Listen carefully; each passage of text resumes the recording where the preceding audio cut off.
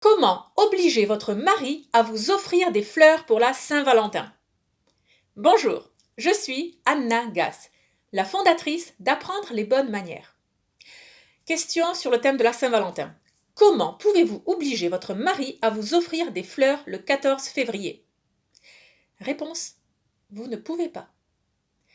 Ça s'appelle de la manipulation. Alors, qu'on soit bien clair. Un homme offre des fleurs à une femme. Jusqu'à présent, vous me suivez. Un homme n'offre pas de fleurs à un autre homme. Vous avez déjà vu votre mari offrir des fleurs à quelqu'un d'autre? Oui, bon, une gerbe de fleurs peut-être à l'enterrement de son vieil oncle. D'accord. Et encore, il les offrait pas au vieil oncle. Bon. Non. Un homme offre des fleurs à une femme. D'accord. Donc, on ne peut pas, même par des sous-entendus, toute la semaine, vous allez faire des sous-entendus. Là, par exemple, imaginez cette situation qui, je ne sais pas, vous réelle. Donc, une femme me témoigne que elle a dit à son mari, elle a ordonné à son mari de lui offrir des fleurs à la Saint-Valentin. Elle a même appelé le fleuriste lui a dit: ah madame, avec la Saint-Valentin, il faut au moins réserver le bouquet une semaine à l'avance. Très bien, elle a rapporté ça à son mari, et son mari soupirait, voilà, il a soupiré et il ne s'est pas exécuté. Et cette femme était dépitée. Ce sont ses mots à elle. Oui, écoutez, rien d'étonnant à ça. Et même dans le meilleur des cas, si réellement elle reçoit un bouquet à la Saint-Valentin, il y aura un arrière-goût amer de se dire: je l'ai extorqué, ce bouquet de fleurs, ça sort pas de lui, c'est pas un don, j'ai dû lui rappeler que c'est pas ça qu'on veut, d'accord? Donc on ne peut pas obliger un homme à nous offrir des fleurs à la Saint-Valentin, ça c'est de la manipulation. On ne peut même pas l'obliger par des sous-entendus, ça reste de la manipulation. Par contre, ce que l'on peut faire pour recevoir des fleurs, c'est être une femme. Ce n'est pas être le deuxième homme de la relation. Si vous êtes la femme, votre mari saura tout seul, sans aucune leçon de personne, il saura vous offrir des fleurs. Et pas parce que c'est le code et c'est ce qu'on fait à la Saint-Valentin, c'est la tradition. Non, c'est parce que ce geste d'offrir des fleurs à une femme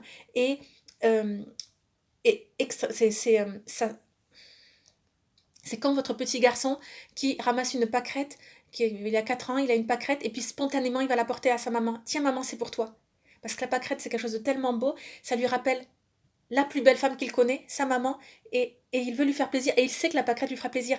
Un enfant de 4 ans sait ça, sans que personne ne le lui ait expliqué, sans que ça ne lui ait été martelé par des publicités, sans avoir lu aucun manuel de savoir-vivre, sans avoir suivi des cours particuliers de bonne manière avec moi. Non, les petits le savent. Votre mari aussi. Donc, soyez féminine. Plus vous serez féminine, plus vous recevrez des fleurs, des compliments et tout ce qui va avec, et pas seulement à la Saint-Valentin. Non. La galanterie ne s'exige pas. Vous ne pouvez pas l'imposer. Vous ne pouvez pas exiger de votre mari d'être galant. La galanterie, c'est cette cerise sur le gâteau. C'est ce qu'il y a en plus. Et ce plus, vous pouvez l'obtenir non en sous-entendu verbaux, mais en sous-action. C'est à vous d'agir, d'être pleinement femme, de vous habiller d'une façon féminine, de marcher de façon féminine, de vous exprimer avec féminité. Tout ça, c'est lié. Mais c'est la seule manière d'obtenir des fleurs à la Saint-Valentin.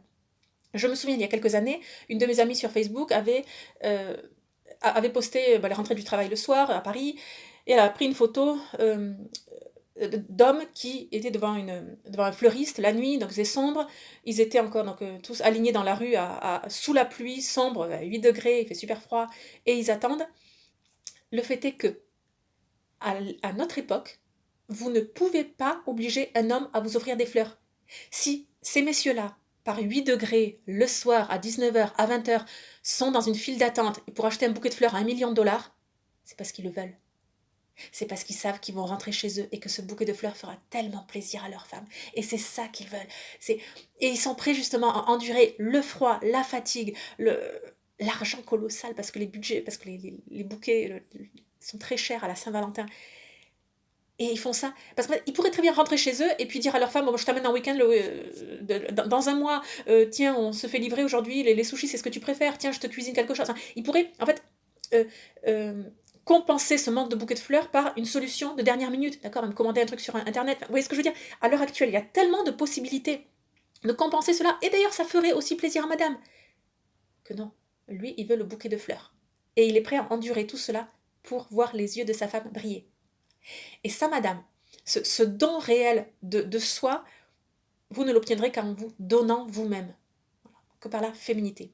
Il y a je pense actuellement des dizaines de vidéos sur la chaîne YouTube sur la féminité, comment être féminine, quels sont les attributs de la féminité, comment aller dans ce sens, quel est le vrai sens de la féminité. Et que ça, je vous invite à les regarder, parce que si vous découvrez cette vidéo pour la première fois, vous allez dire, voilà, la notion de féminité a été tellement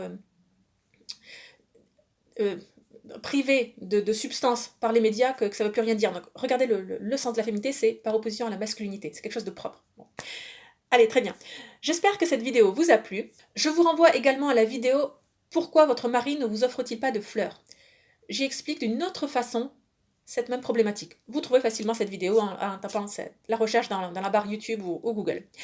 Très bien. Abonnez-vous à la chaîne YouTube pour ne rien manquer.